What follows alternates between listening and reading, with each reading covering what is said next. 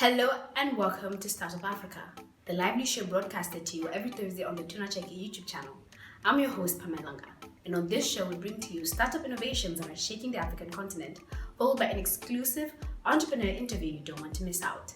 So let's get the show started with startup updates. Our first innovation is based in the country of the great Nelson Mandela, South Africa. Yoco. Yoco is a fintech startup that provides financial solutions and business tools to small businesses that enable them to receive payments in different ways. This includes card machines, online payments, and financial tools such as the Yoco app.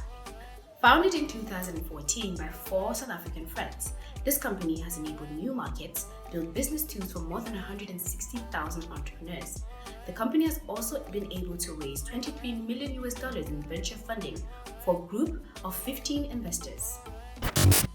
Next, we move to the country of Afrobeats, Nigeria, to discover Releaf. Releaf is an agricultural company that focuses on novel industrial processing technology in sustainable oil palm sector. They work directly with traders and local farmers to secure goods.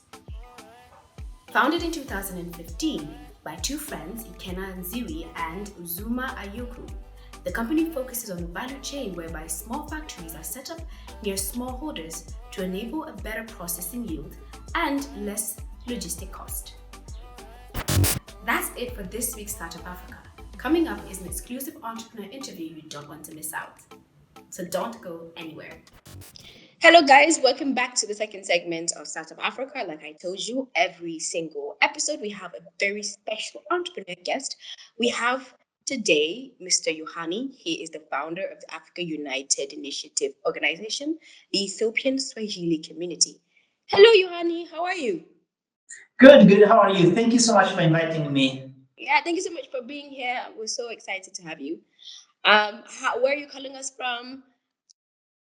Thank you for the good question. My name is Yohani Paulo Imani, and I'm talking to you from Addis Ababa, Ethiopia, the capital city of Africa or Africa Union. And we have Africa United Initiative Organization / Ethiopian Swahili Community, which is the organization based here in Addis, Ethiopia, with the intention of the unity of Africa. As you may know that we have Africa Union, but we're supposed to have United States of Africa. So our mission is towards the United States of Africa.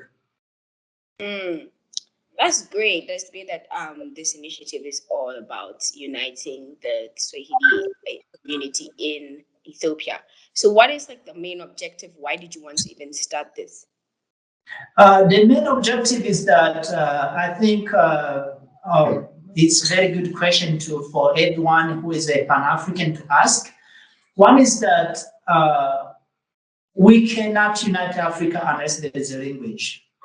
That's why we are teaching Swahili and advocating Swahili for the Ethiopian government, but also for all countries in Africa.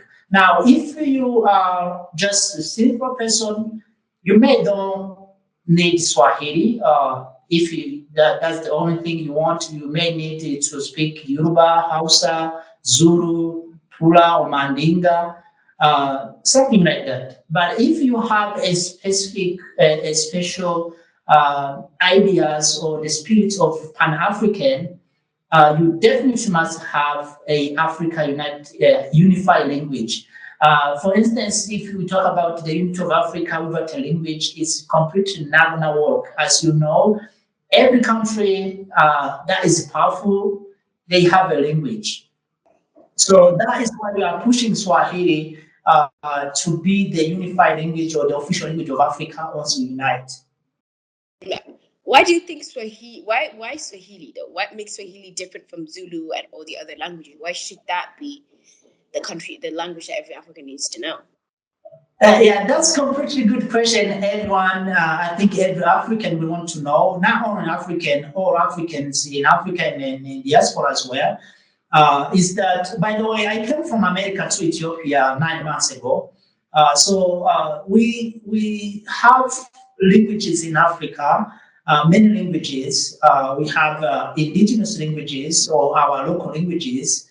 that belong to ethnics. It's almost like more than 3,000 African indigenous language. Among of those, you can say like Hausa, Zulu, Bambara, Mandinga, Kikuyu in Kenya, maybe Luganda in Uganda, Lingala in Congo, and so on. As you know, all of them, the Nubia in Sudan and Egypt. So those are ethnic languages. Now we have other group of languages called colonial languages. They start from Arabic, colonized and conquer Africa in the 6th century. And then it comes English, Portuguese, Spanish, and now in some sense Chinese. So those are colonial languages. And among those two categories, there is a language that stands out, which is Swahili. Swahili is not ethnic language. That is number one. Also, Swahili is not colonial language. That is the reason why we push Swahili. But also another side is that Swahili is the most spoken language all over the world by African.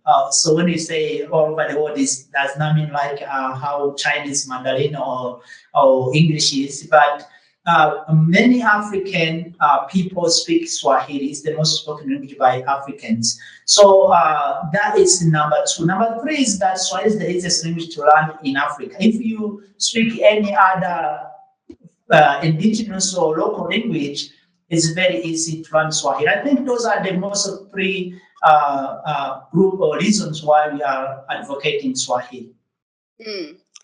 And so, behind the fact that you're advocating Swahili because it is the most easiest language and people would easily learn it, and it's important for us to have this united language, do you think Africans really understand the importance of speaking our own languages, or they're just kind of stuck in this what the colonial powers left, so now we have to move with it?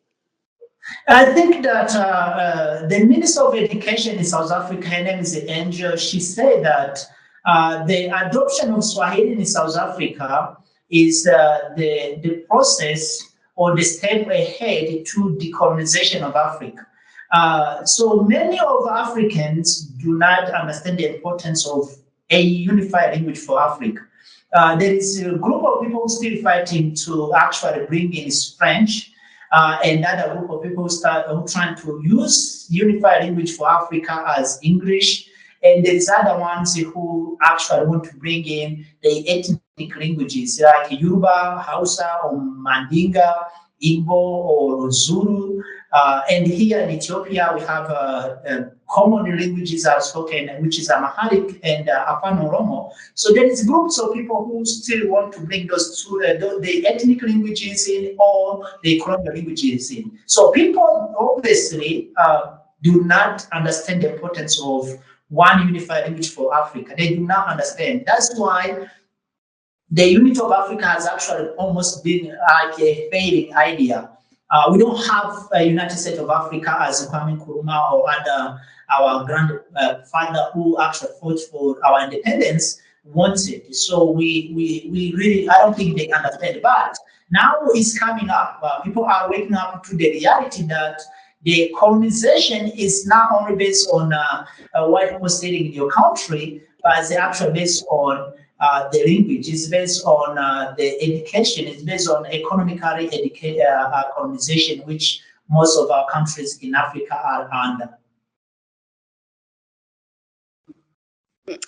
And so when you talk about language, it's not just the spoken word. Language has to do with the culture, the environment, the way the people think. So adopting Kiswahili is not just adopting the words Kiswahili, it's also adopting the culture, the environment, the processes of the people who speak this language. Do you think Africans should always adopt what it comes with the Swahili? I think that the Swahili itself does not have a culture or traditional that is unique to Swahili. There is nothing such like that. As I told you, there is no ethnic called Swahili. Swahili is called a business language or trade language.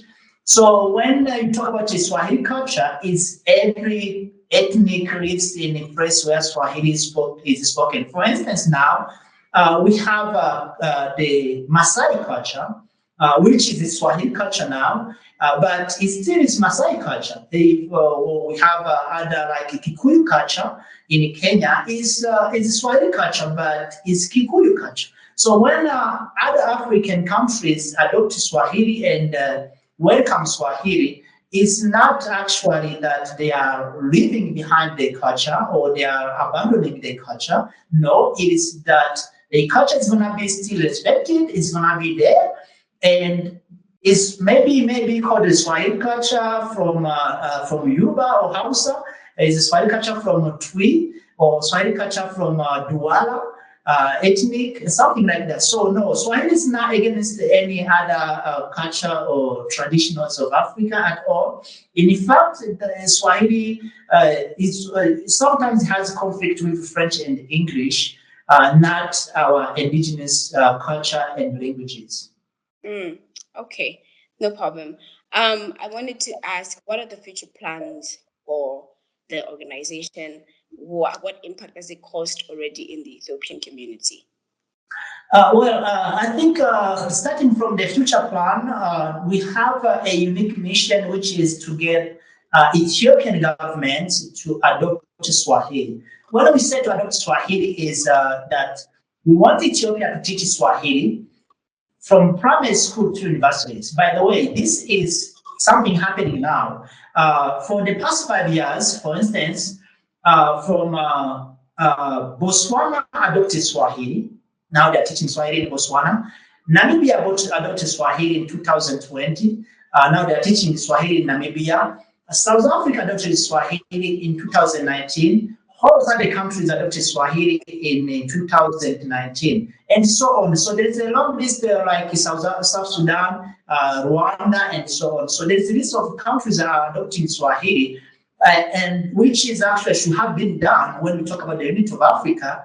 We can never unite Africa without language. Now, when it comes to when someone say, I speak Swahili, specifically here in Ethiopia, people will understand that you are from Kenya.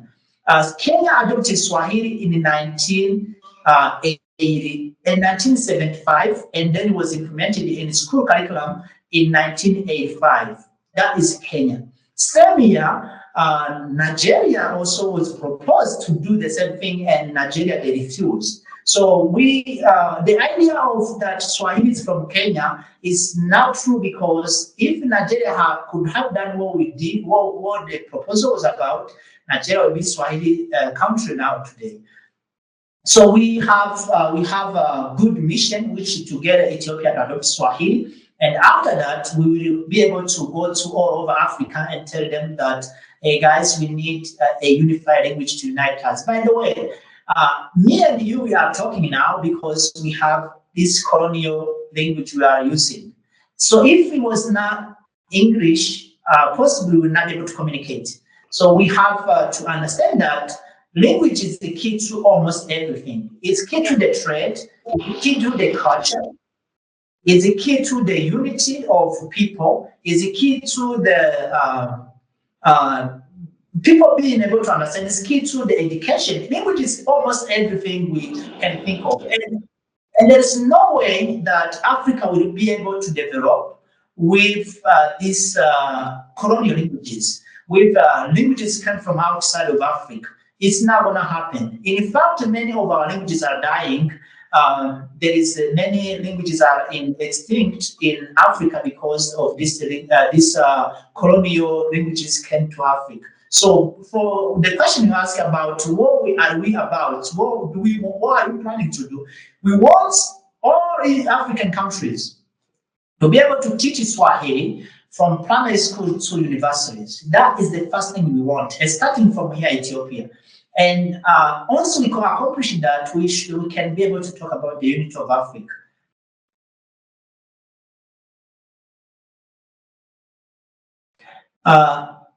Yes. Okay.